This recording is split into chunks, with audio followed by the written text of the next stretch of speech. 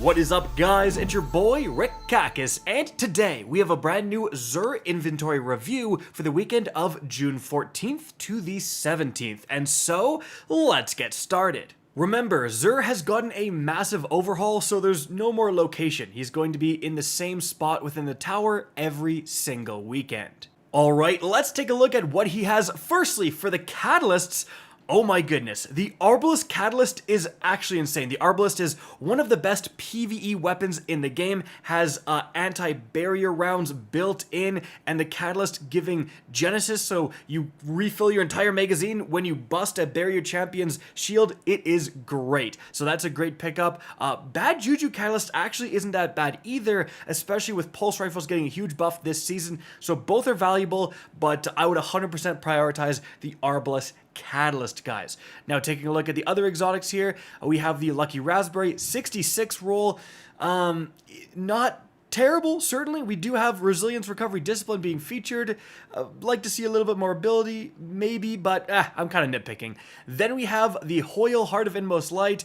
A huge recovery spike here, 69 total is a very impressive stat line, but again, like almost too much recovery. You would like to see some resilience for the Titan. Discipline is a little bit nice, but certainly not a bad Hoyle, but I've seen a lot better.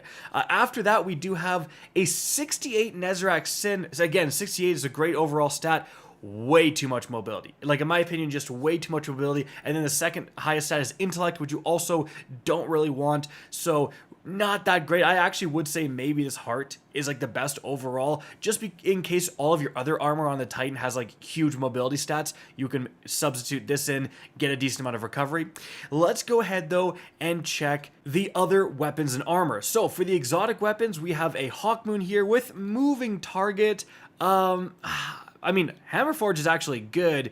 Moving target is not really what I want to see here, so I'm going to pass on that. Now, the Crimson is, well, if you like the Red Death, let me introduce you to the Crimson. The Crimson is basically the hand cannon version of the Red Death, has definitely been a force to be reckoned with, has been very popular in the Crucible at certain times, but right now it's not really seeing the most play.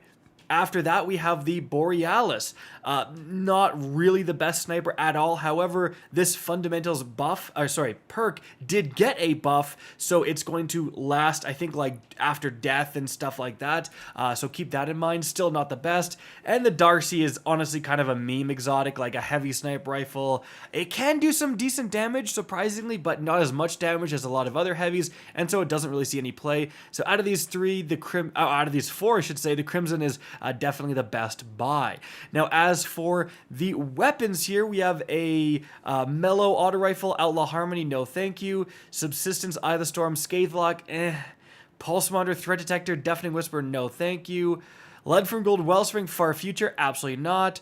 Rangefinder, Vorpal, Threaded Needle, well, like, Rangefinder is not what you want, but a Vorpal Threaded, this could be worth picking up simply because we have so many burns. Like, if you don't have a good Void Linear, you're a new player, maybe pick this up, but there's better options in terms of Void Linear. So what am I saying? Come on, guys. Like, again, if you last ditch effort can be good, but you can do better. Field Prep, Unrelenting, Code Duello, nope. And we do have the class-specific swords. So there's going to be 3 different ones. We're going to look at them when we switch characters. This Crown Splitter here, Thresh Counterattack, not really interested in that. Now, as for the armor, first of all, the 7th Seraph set, let's check light.gg and look at the rarity of this set. So, this set was introduced back in Season 10, and it's a fairly common set, with over 43% of Guardians having access to this very helmet. Now, after that, let's check the rolls of these armor pieces. 63, not really too spiky here. Recovery Intellect, 64, again, not really a ton of big spikes here, with the recovery being featured.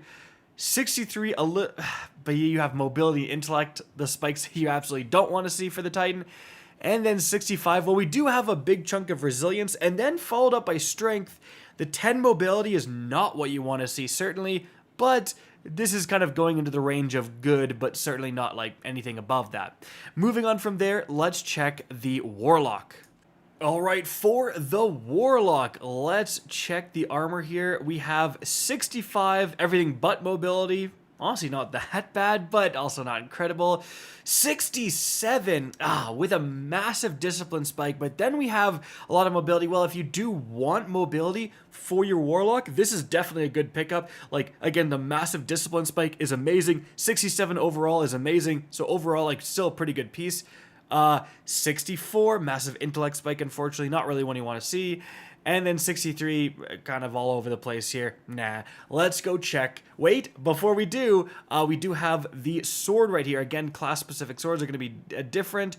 Energy transfer, flash counter, not that great. Let's check the Hunter. Alright, for the Hunter, let's check the armor here. So, whoa! 66 with a massive resilience spike. Bro, where was this for the Titan? Still though, if you do want to get 100 resilience for your Hunter, which if you're playing PvE, you do, this is a good pickup here. Missing some mobility, but we have discipline and stuff like that, so very, very good piece here for the Hunter. 64, recovery discipline, much less impressive than the previous piece. Then we've got 64, too much strength, but we do have a lot of mobility. And kind of the same thing here, so not that amazing. Let's check the Quick Fang though. Looks like we have Tireless Blade plus on guard. Not really what you want for the Quick Fang. It's all like, it's all right, but it's nothing insane. And so overall, guys, really not that great stuff except for this. The Arbalist was the most used PvE exotic for, I think, like a stretch of over a year at one point. Like, the Arbalist is just an incredible weapon. A lot of people don't have the Catalyst, and this is your chance to get it. It's so good for anything that involves champions. If you're playing Nightfalls, if you're playing solo Lost Sectors, the Arbalist can really, really help your loadouts. Make sure you don't have to use like double primary, right? Which you really want to avoid. So, great pickup for a lot of people. Aside from that, not too great of stuff. Probably honestly going to pick up this oil because it's probably better than what I have, but aside from that, yeah. Guys, that is it for the video. Hope you enjoyed and found this informative. If you did, please remember to help me out by simply rating and especially sharing this video. If you guys want to see more Destiny 2 content similar to this, don't be afraid to slap that subscribe button. If you want to get in touch with me and keep up to date with the latest channel activity, the best way is to follow me on Twitter at RickCacus, that is linked in the description down below. Again, I hope you enjoyed the video, and as always, have a good day.